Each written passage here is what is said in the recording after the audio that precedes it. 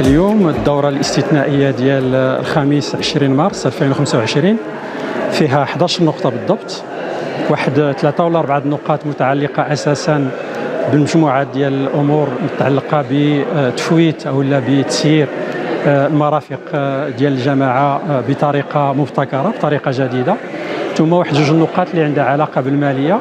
أولاً الفائض الحقيقي ديال سنة 24 والبرمجة ديالو على أساس أنه يتبرمج في عدة مجالات: الرياضة والثقافة والاجتماعي.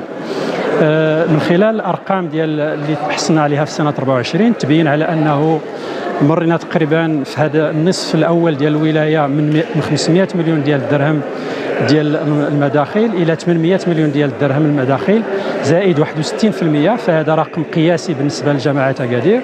وبالنسبة للمصاريف فقط 14% ما بين 22 و 24، واللي كتعطينا واحد الفائض متميز ديال 540 مليون ديال الدرهم بالنسبة لسنة 24. هذا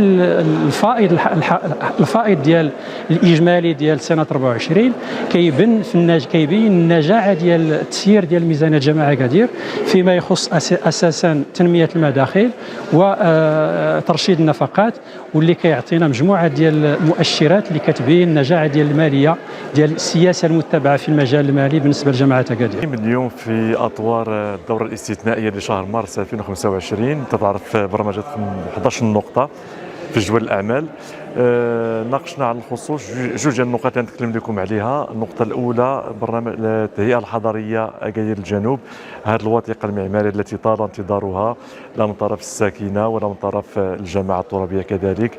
هذا المشروع اللي ساهمت في البلورة ديالته الوكالة الحضرية لمدينة أكادير بالإمكانيات الذاتية ديالها.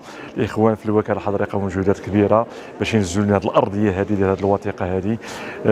دائما في إطار المساطر القانونية تم الفتح البحث العلني لمدة شهر اللي توصلت فيه الجماعة لمدة شهر تظلمات ومطالب الساكنة اللي وصل العدد ديالهم ل 556 تظلم أو طلب. في إطار لجنة المرافق العمومية التي أجريت على مدى 3 جلسات نظرا لأهمية هذا الموضوع والأهمية اللي عطى المجلس لهذا الموضوع هذا، ناقشنا فيه التظلمات والطلبات حيث تم التفعيل ديالها إلى فئات. على سبيل المثال لا الحصر الطلبات عندها علاقة بالطرقات، المساحات الخضراء،